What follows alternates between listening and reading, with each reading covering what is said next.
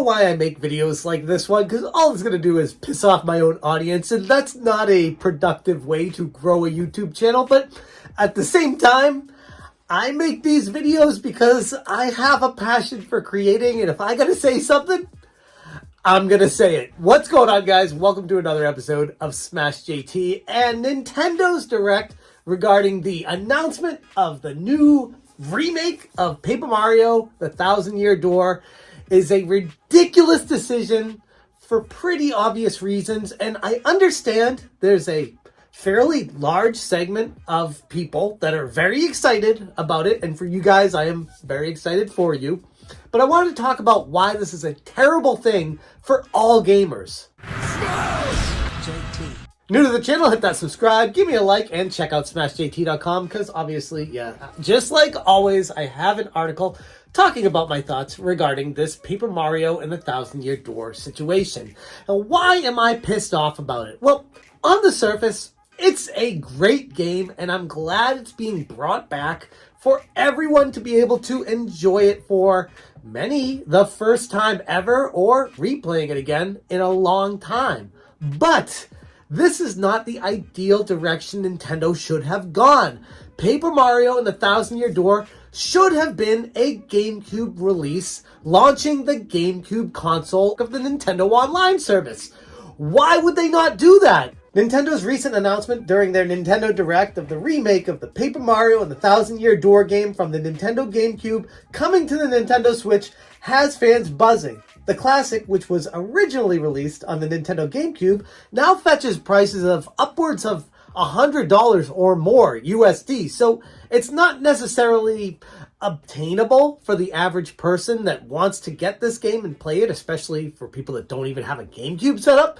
It's an expensive entry-level price to get into playing this game, so Nintendo remaking it and bringing it back on the surface is a great thing. However, let's take a step back and consider it from a different perspective.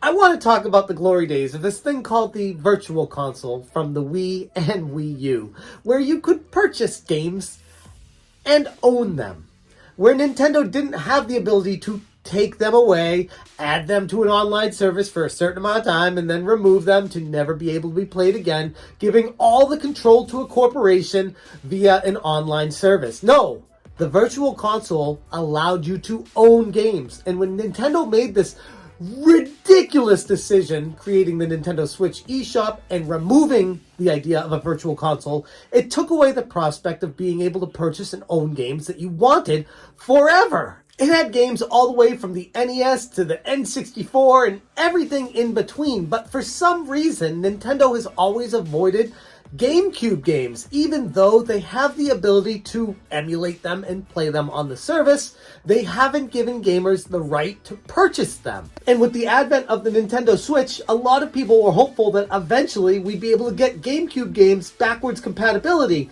And the company made a controversial decision to discontinue the Virtual Console and replacing it instead with a far more limited Nintendo Online service. And I know this is controversial because people will say, oh, there's so many benefits to the online service. You can have so many more games for such a less amount of money, which is true, but you don't own those games, and you need to pay a monthly fee in order to be able to access them.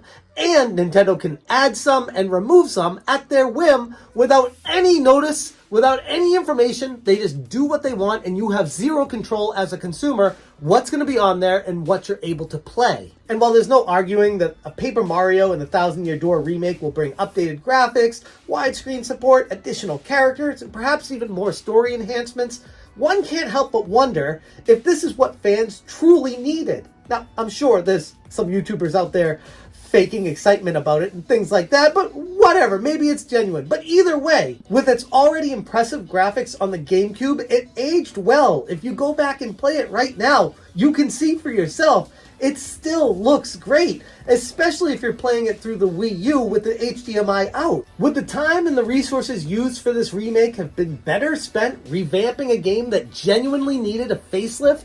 I'm thinking games like NES titles or even some Super Nintendo games that could have been modernized and brought into the 3D world, or completely revolutionized what they originally looked like into what they should look like now, instead of taking a game that already looks good and just bringing it onto a modern console and maybe making it look a little bit better, maybe adding a few different touches to it. I get that that's exciting for people that love the game and want to play it again, but at the end of the day, you just want to play the game, and Nintendo's not giving you the availability or option to even be able to get it. Even though the game is out of reach and super expensive, which plenty of people are complaining about, saying, this is good, Nintendo's recreating a game that I can get at an affordable price, as opposed to, hear me out, having it on a virtual console and allowing you to buy it. Nintendo has programmed their consumers to be okay with whatever the hell they decide, because otherwise you'd be angry at Nintendo, and we can't have that. Nintendo has successfully programmed their consumers to be perfectly happy and content with whatever decision they make, even if it's anti-consumer. You'll lap it up like a lapdog, excited about it.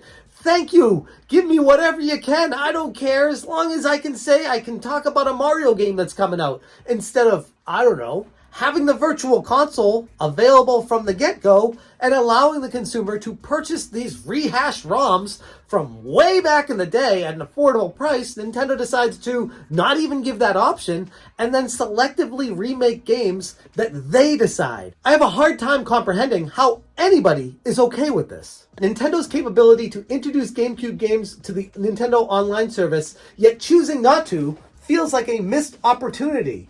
There's artist renditions out there. People are talking about how there's so many potential games they could have just added onto this online service and not even charge an additional fee. Just add it to the Nintendo Service Online Plus program, whatever it is. You have the N64 games and Nintendo games, Sega Genesis games. Throw on some GameCube games. Why is it so hard to do? And here's the reason. We see it now at the end of the Switch life cycle. Nintendo would rather waste resources remaking a game that doesn't need it instead of re-releasing a ROM along with a slew of others that everyone would have the availability and ability to play on the Nintendo Switch, as opposed to pirating the open seas on their PC to get around to playing these games at an affordable price. Nintendo's strategic shift has programmed its fan base to accept the restrictions and the games provided via their online service. The vast treasure trove of titles from past consoles remain locked away, with no clear indication if they will ever see the light of day on the Switch. With no virtual console and no legitimate means to purchase ROMs of these retro classics,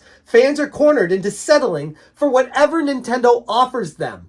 And that's pathetic. They should speak up. Be angry about it like I am right now. Say something. Make your voice heard. Say no. I ain't cool with you remaking a game that doesn't need a remake. I want you to put those games that you already have available on a service for us to be able to play them right now. There's no doubt that any addition to the Nintendo Switch library, especially one as beloved as Paper Mario and the Thousand Year Door, is a boon for gamers.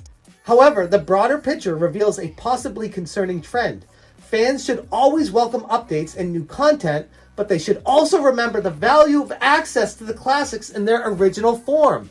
It is Nintendo's obligation to allow us as gamers to play their old games, and if they don't do it, that should be something you should be frustrated about, instead of being excited when they drop a little morsel of, here's a game from the GameCube library from 20 plus years ago. Now be excited about it, because we might not do it again, because we're Nintendo and we decide what you're allowed to play, not you. Being excited about this game, unfortunately, only emboldens Nintendo to continue down this path of ignorance. As Nintendo continues to navigate the modern gaming landscape, one can only hope they will recognize the true desires of their fan base and act accordingly. But for that to happen, the fans need to speak up. And that's what I'm doing. So get mad at me all you want, but at the end of the day, I'm doing this for you and the future of gaming. I'm going to leave it there. Thank you so much for watching, and as always, you stay smashing. Smash, change,